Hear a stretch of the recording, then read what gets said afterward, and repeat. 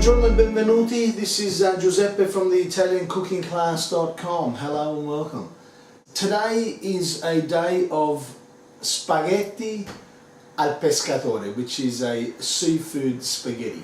It's a lovely combination, and I'll just run through the ingredients. Of course, we've got spaghetti right here, some beautiful spaghetti. A good durum wheat spaghetti is what we want. Olive oil, beautiful fresh garlic, some parsley.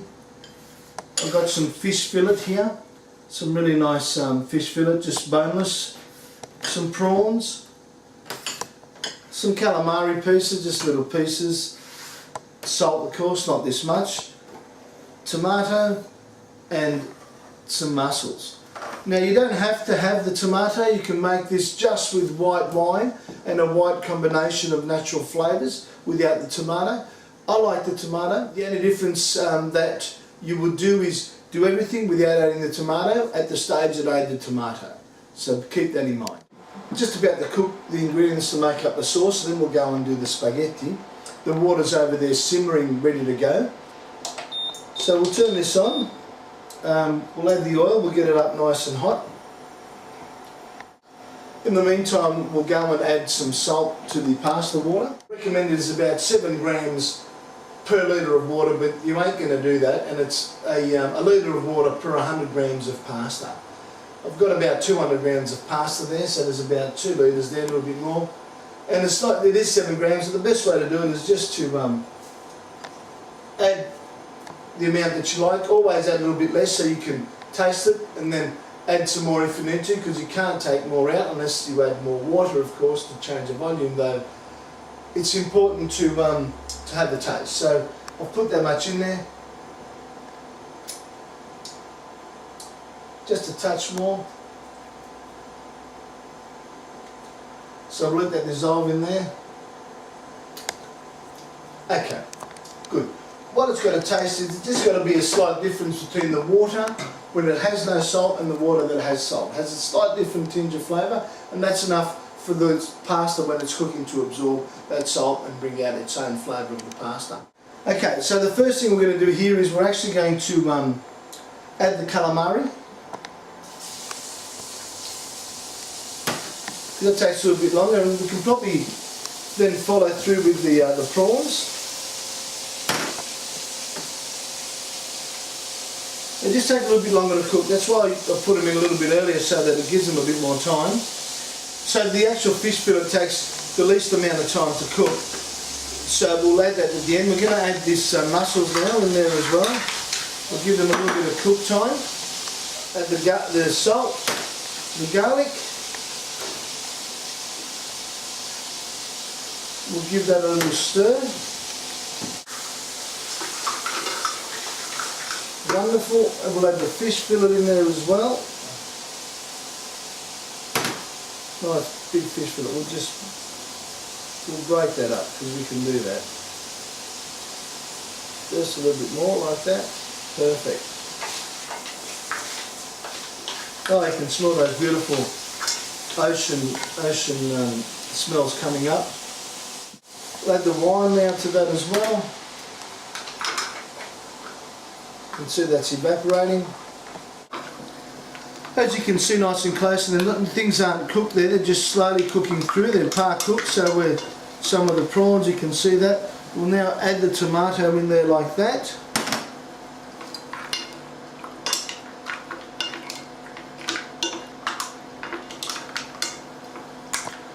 We'll stir that through, we'll let it sit in there. And we'll put the lid on there, and we'll just let that cook through for a couple of minutes, and then that'll be ready to go. And we'll turn the heat down to halfway. So you can see it's just starting to simmer there nicely. We'll just put the lid on there. We'll just pop that down. Perfect. And now we'll go cook the pasta. You do have to stir the pasta in the first sort of 60 seconds that it's cooking, you know, quite frequently, about every 15 to 10 seconds, specifically so that it doesn't stick together, because that's its crucial point in time. And being a good quality pasta is a durum wheat pasta, not releasing too much starch as it goes on, it won't stick if you stir it frequently in the first 60 seconds. But if you leave it to stir later, because most of the absorption process that the pasta does when it's cooking is in the first 60 seconds, it will stick if you don't stir it in that time. So you can see the sauce here, it's cooking away nicely. It's been about 3 minutes. We're just going to turn that off and just keep it nice and warm. We'll add a little bit of parsley to it, and we'll keep the rest of the parsley to go on top of the pasta itself when it's done. But this is a drop dead gorgeous, beautiful quality recipe that has lots of flavour and goodness. So we'll just turn it off and we'll just keep the lid on it.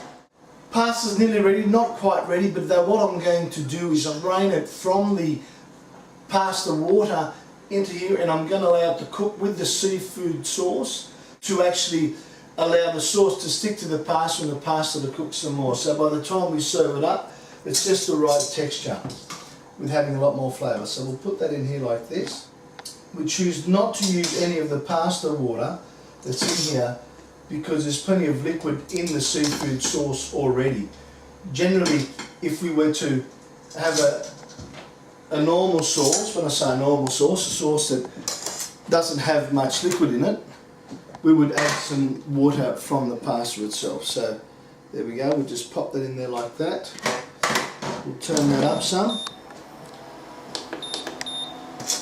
And we'll just let that cook a little bit more in there for a couple of minutes, allowing that sauce to amalgamate with the pasta and the pasta to cook some more because it's still nice and hot. And it is just slightly undercooked. It's not quite al dente. So when we serve it, the pasta will be al dente, it'll be nice and dry, and all the flavours will be right through it. Might add a little bit of oil al crudo.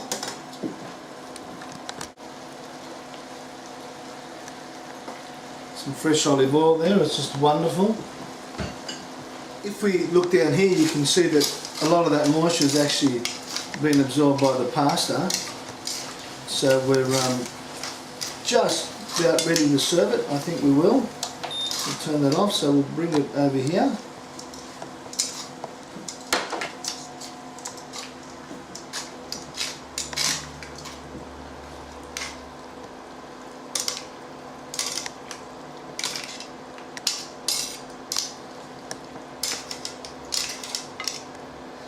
Now if you like more sauce, folks, there's nothing wrong with that whatsoever.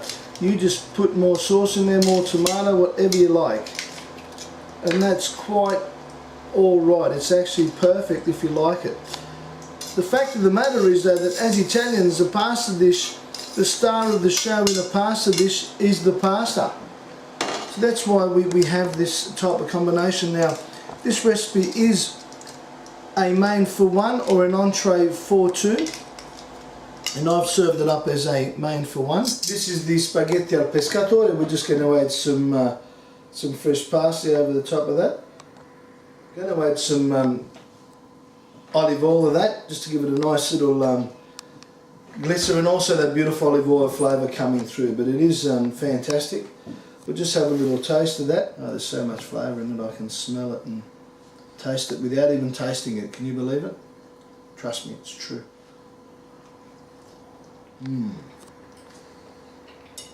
That is really nice.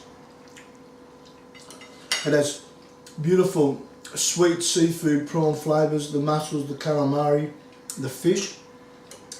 The tomato is sweet, and the olive oil and the wine and the parsley. It's just, you can pick them all up in different parts of your mouth because they're all so well balanced that they all sort of come alive in your mouth, and as you're enjoying it and savouring it, all the different flavours come through. So this is a wonderful dish, folks. Have a go. You can enjoy it with your partner, a nice glass of red or white, whatever you like, or rosé. It's all fine because you like it, and that's quite okay. And it's just really quick, simple, and super healthy, folks. So spaghetti pescatore from Giuseppe, the ItalianCookingClass.com. Arrivederci e buon appetito. Grazie.